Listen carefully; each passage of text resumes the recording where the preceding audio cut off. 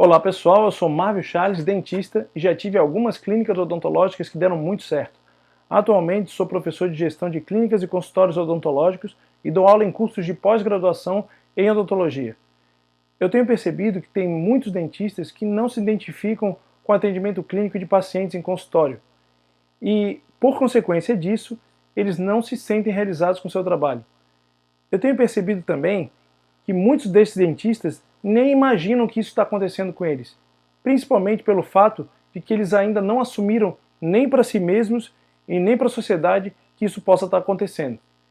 E essa dificuldade em assumir vem basicamente por dois motivos. Primeiro, eles não sabem o que podem fazer da vida se não se pararem de atender clinicamente. Segundo, eles têm medo de que a agenda deles esvazie por conta disso. O que faz total sentido, porque afinal de contas, ninguém quer ser atendido por alguém que não gosta muito do que está fazendo. O que acontece é o seguinte: um dentista que está atendendo nessa situação sem se sentir realizado, ele fica com uma sensação pequena, mas existente, lá dentro de si, de insatisfação. E ela é uma sensação pequena que fica ali controlada. E por que ela fica ali controlada? Porque o dentista, ele precisa sobreviver, ele quer manter o consultório dele, ele quer manter os pacientes dele. Então ele precisa controlar isso para que isso não tome conta, né, da sua vida, né, da sua forma de atender, e que os pacientes percebam e que isso gera infelicidade nele. Então ele mantém isso sob controle para que ele continue exercendo a profissão que ele exerce, né, e atendendo. Só que essa sensação, ela não some, ela não vai embora. O que acontece na prática é que, quando não é eliminada a causa, quando ele continua atendendo e vai entrando naquela rotina, essa sensação, ele perde o controle sobre ela. E ela começa a gradativamente crescer, dia após dia, tomando proporções enormes. Até o ponto que ela fica tão grande que fica tornando a rotina do dentista pesada, maçante e muito desgastante. E quando ele chega nesse ponto, ele começa a transparecer essa insatisfação. E ele transparece, né, através das suas atitudes para as pessoas que trabalham com ele, para as pessoas do seu convívio pessoal e para o paciente. E é aí que ele começa a ter o primeiro problema dele. O paciente, ele acaba sentindo de alguma forma que está incomodando o dentista. E por que ele sente isso? Porque o paciente é a causa disso. É por causa dele que o dentista tem que ficar fazendo algo que ele não gosta muito de fazer. Então, inconscientemente, ele acaba transparecendo isso para o paciente. Para vocês terem uma ideia do que eu estou querendo dizer com essa sensação de transparecer, tentem lembrar daquelas vezes que vocês foram em algum médico, né, mais antigo, mais velho, né, que vocês entraram no consultório dele, ele já estava ali de cabeça baixa, nem olhou direito para vocês, vocês começam a contar o problema de vocês, a causa da ida ao médico, ele já está ali escrevendo a medicação e antes mesmo de tu terminar de dizer o seu problema, ele já te entregou a receita tal, e já está quase te dispensando. Você fica nitidamente com aquela sensação de que está incomodando aquele médico, né? A consulta dura mais ou menos uns 5 minutos. Então, lógico, esse é um exemplo um pouco mais exagerado, né, mas para vocês entenderem que tipo de sensação que o paciente pode acabar sentindo quando ele está sendo atendido por um dentista nessas condições. E no momento que ele começa a sentir isso, ele começa a se questionar: por que eu vou continuar com esse dentista? Né? E aí ele começa a olhar novamente para o mercado, que está altamente competitivo e cheio de opções. Né? Temos franquias odontológicas, clínicas odontológicas e dentistas que amam o que fazem. E aí ele acaba abandonando esse dentista, né? E isso acontecendo repetidamente com vários pacientes, a agenda desse dentista começa a cair. E aí ele está com um segundo problema. E diante desse problema, qual é a solução que ele busca?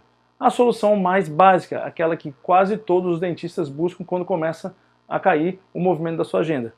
Ele baixa os seus preços. E no momento que ele baixa os seus preços, ele arruma mais um problema para a sua vida. que ele começa a atrair um tipo de paciente que eu chamo de paciente leilão, que é aquele paciente que vai de dentista em dentista procurando o melhor negócio para ele. Esse é um paciente muito ruim, porque é um paciente que não fideliza, ele não está atrás de atendimento, ele está atrás de preço. Então ele pode trocar de dentista a qualquer momento, ele não vai ser fiel a você. E aí ele começa a encher a agenda dele de novo com os pacientes leilão. E aí ele cria uma agenda que eu chamo de agenda infiel, que é uma agenda que pode desmoronar a qualquer momento. Basta que apareça um melhor negócio para esses pacientes, né? E agora ele está competindo com outros tipos de profissionais, está competindo com os dentistas que estão na mesma situação que ele, né, disputando preço, e com as clínicas populares que já tradicionalmente disputam preço, né? E aí, para se manter nesse jogo, ele baixa novamente o preço dele, e aí atrai mais pacientes leilão, e aí ele entra nesse ciclo vicioso que é altamente destrutivo e frustrante. E nesse momento, dói de verdade nele, e ele tem que tomar uma atitude para curar essa dor. E aí ele resolve tomar um remédio para isso. E o remédio que ele encontra é olhar para as opções que tem de áreas odontológicas que ele acha menos pior, e aí ele resolve fazer uma especialização.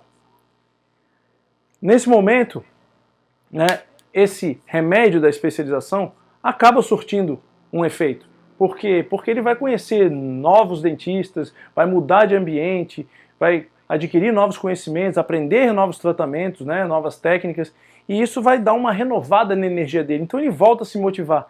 E no momento que ele se motiva, né, com a especialização, aquela insatisfação dele faz o caminho contrário. Ela começa a diminuir e se torna pequenininha de novo, né? Chega até a quase sumir, virar só um pontinho.